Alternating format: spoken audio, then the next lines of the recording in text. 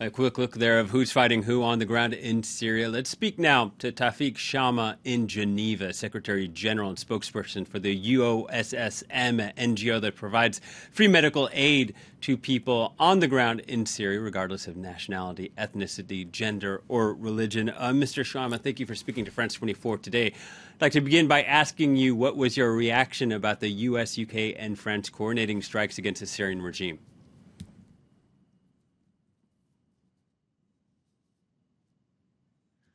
Unfortunately, we keep having sad days in Syria. This is the second aerial attack to answer chemical weapons use.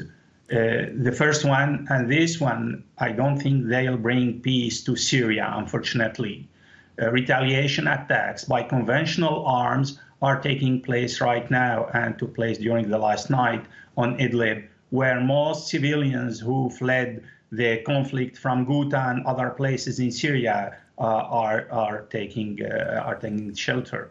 Unfortunately, we think that war, it's not the answer. It must be negotiation. It must be to go back to international Security Council resolutions, to go back to Geneva II decisions, to go back everybody, Russians, Iranians, Syrian government, and all other regional and international forces to go back and try to settle down this situation. War, it's not the answer, unfortunately. But are those alternatives viable options? Because there's been impasse at the United Nations, at the Security Council, failure to produce a ceasefire, and the Western allies saying that they're looking to de-escalate the conflict and remove Bashar al-Assad's abilities to launch chemical weapons attacks in the future.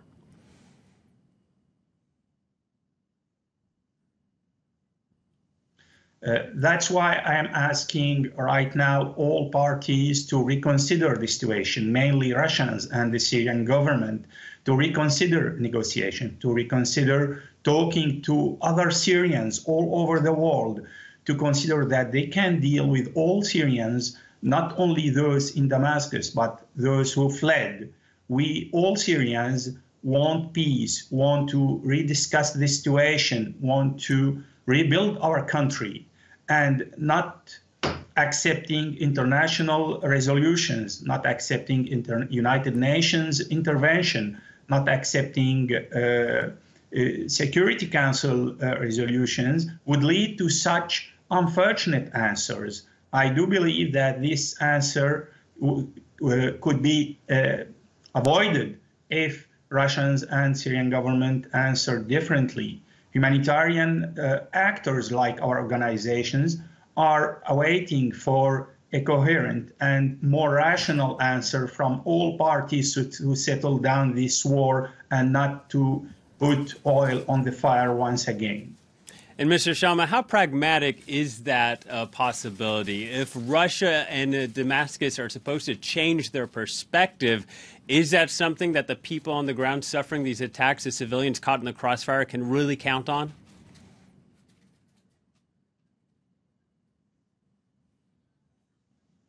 We hope that all the military solution would stop. We think that all military operations in the air and on the ground in Syria must stop, and all parties come back to a real negotiation table, a real opening to all what had been decided, resolutions of Security Council, efforts from the Mistura's office. All these efforts, cumulative efforts, can lead Syrians to a new day, not war. Unfortunately, we still dealing through a real war mentality, and it's not leading to peace anymore. And we as humanitarian organizations can't work under these conditions.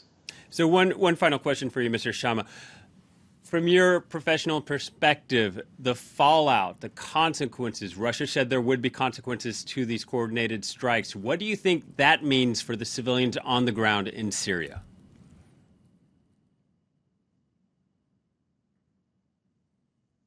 Actually, we have these consequences during the night after these strikes, American and allies strikes. We do have strikes from Russians and Syrian government on the region of Idlib and northern of Hama.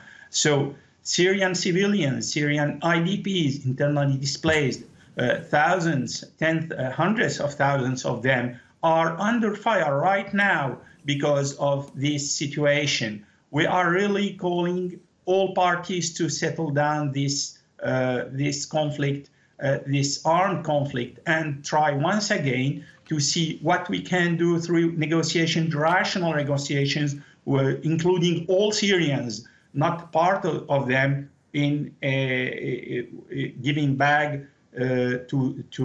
going back to all resolutions which have been voted through the Security Council and United Nations resolutions. Mr. Shama, thank you so much for your time today and speaking to France 24. Tawfiq Shama, Secretary General and spokesperson for the UOSSM.